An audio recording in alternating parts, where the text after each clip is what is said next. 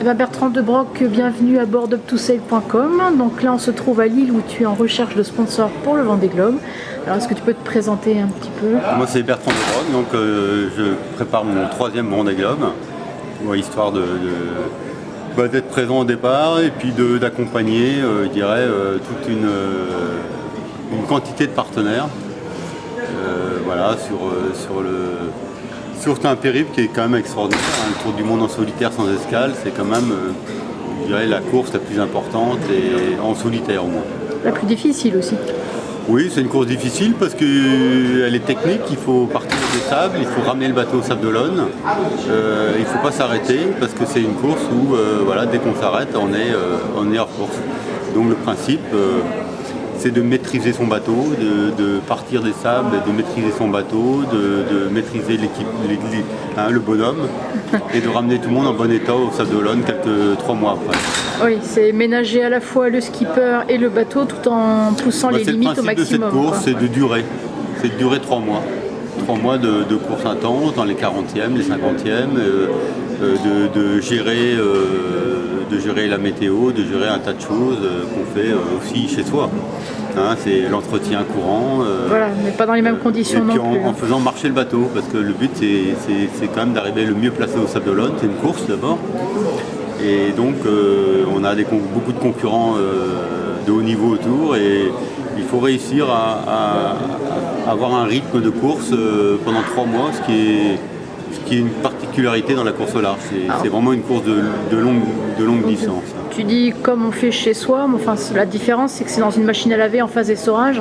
Oui, c'est pas tout à fait le même confort non plus. Oui, c'est pas très confort. C'est pas très confort pendant 3 mois, mais je dirais que le plus difficile aujourd'hui, c'est pas la course, c'est la course avant la course.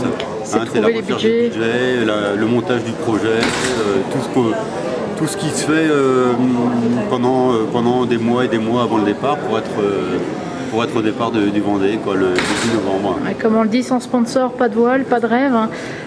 Pour tous les gens qui seront moi, sur j'ai les eu la pontons. chance déjà d'en faire 2. Malheureusement, je n'ai pas été au bout, mais j'ai quand même fait un tour du monde en solitaire. Donc celui-là, je le prépare différemment. Maintenant, il faut que j'ai le bateau dans le mois qui vient. Et puis pour mener à bien l'opération, il faut des budgets. Et puis il faut un enthousiasme. Aujourd'hui, il faut réussir à motiver beaucoup d'entreprises, beaucoup de particuliers dans mon cas, et puis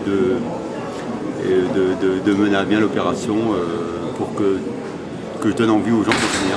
Cette passion de la mer, elle vient d'où? Elle vient depuis toujours. Hein. J'ai toujours aimé les bateaux, la navigation, et puis faire partager un peu ce que je ressens en mer. Donc voilà, je suis pas. J'ai peut-être pas eu tout le temps les résultats que j'aurais voulu, mais j'ai eu quand même j'ai fait des bons résultats, des belles courses. Et puis j'ai pris beaucoup de plaisir sur l'eau, et j'en ai donné aussi beaucoup. Et le plus beau souvenir justement? Les plus beaux souvenirs, c'est pas forcément des régate, de premiers,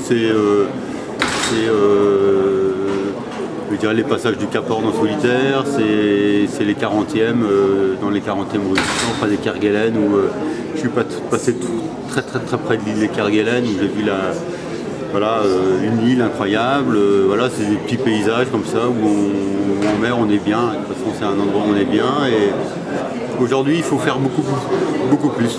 Il faut communiquer sans arrêt tous les jours. Il faut envoyer des photos, des images. Les choses ont changé, mais changé avec quand même les bons côtés. Et la plus belle victoire? Ma plus belle victoire, je crois que c'est la première, c'était quand j'étais tout gamin, avec Alain Gauthier en double. Avec Alain Gauthier, un coureur aussi très connu. Oui. Et on avait fait une multi-Figaro, c'était une course en double, en multicoque. On avait gagné avec, je dirais, un peu dans des situations dans lesquelles je me trouve aujourd'hui. C'était une recherche de budget difficile, une construction de bateaux difficile, avec les meilleurs coureurs à l'époque. Il y avait Loïc Perron, Philippe Poupon, Artaud, Moi j'étais quelques années moins qu'eux et on a gagné la course avec brio et enthousiasme et voilà, ça faisait partie vraiment des belles victoires. C'était un projet qui avait été dur à mener et on était arrivé au bout et on avait gagné en plus. Donc c'était vraiment la cerise sur le gâteau, comme on dit. C'est clair. Le plus mauvais souvenir?